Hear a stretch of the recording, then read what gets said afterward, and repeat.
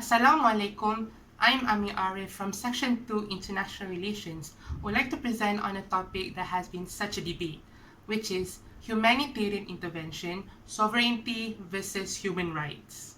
The goals of an intervention are supposed to be humanitarian and universal in character, rather than political and strategic. The state has to act towards its citizens in ways that not only meet the approval of the international community, but also of other states and certain crucial international organizations. So what is humanitarian intervention?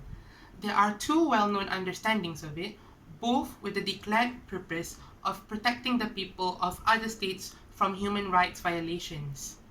The first one is the use of force by one or more states in the territory of another, while the second one is the direct provision of humanitarian services like medical care, food, shelter in the territory of other nations without the consent of the recipient nation. Such activities may be undertaken either by a state or by non-state actors. For example, would be the intervention by the International Committee of the Red Cross or Doctors Without Borders. One of the main causes of humanitarian intervention is when a state has been identified as being incapable of providing even the minimum degree of security and order to their population and violates human rights. What are the human rights, you ask? According to the UN, it is the rights inherent to all human beings, regardless of race, nationality, ethnicity, or any other status. Human rights include the right to life and liberty, freedom from slavery and torture, and many more. Everyone is entitled to these rights without discrimination, and in this case, it is the rights of human beings against certain abuses of their own government. These rights are defined as being vested in individuals as members of the human race. They exist independent of their status as citizens of particular states. In certain cases, the only or at least the best way to protect human rights is for the international community to violate the sovereignty of a particular state, which is by humanitarian intervention. What is sovereignty? Sovereignty is the authority that the government is given the right to do whatever it wants, as they please in its own territory.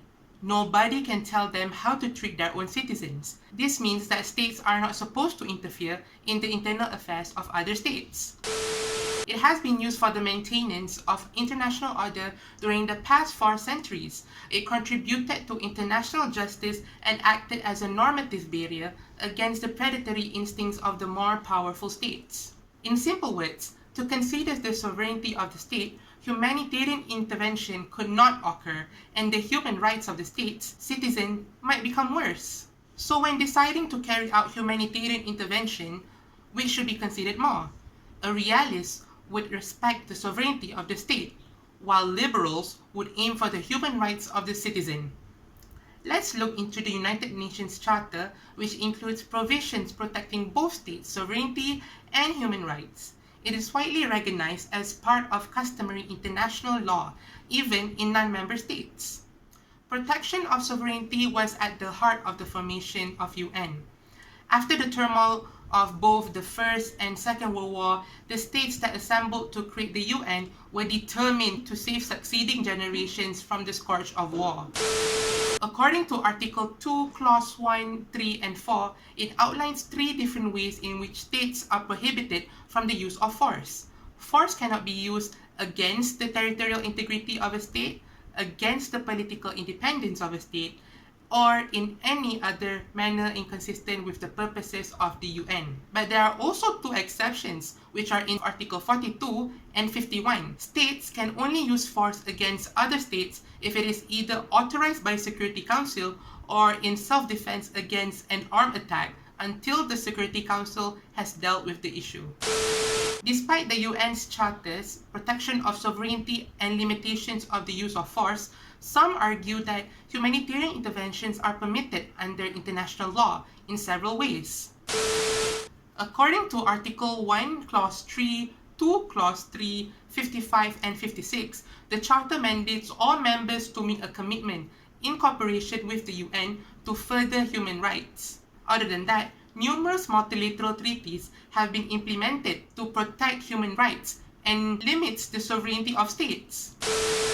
Although none of these conventions have a specific provision allowing for interventions in other states, their clear message is that human rights are a matter of international concern, not purely within the domestic jurisdiction of the state, and that the international community values human rights, at least to some extent, over sovereignty.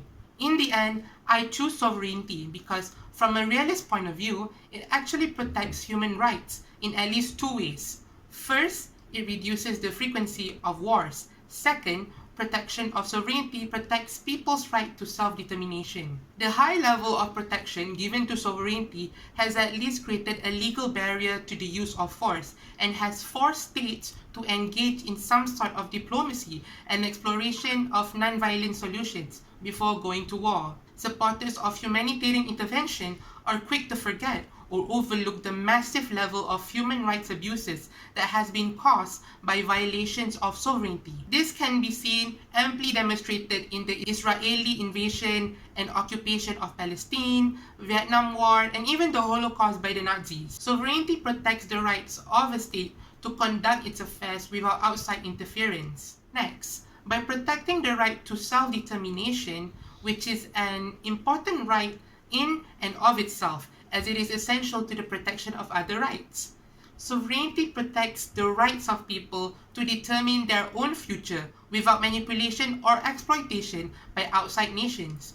Many instances like Palestinian occupation, where the Israelis built illegal settlements and committed numerous atrocities, including torture and murder, which causes its citizens to lose their self-determination.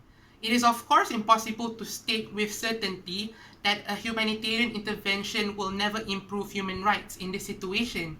But given the threat that has happened before, it is better to support state sovereignty against humanitarian intervention.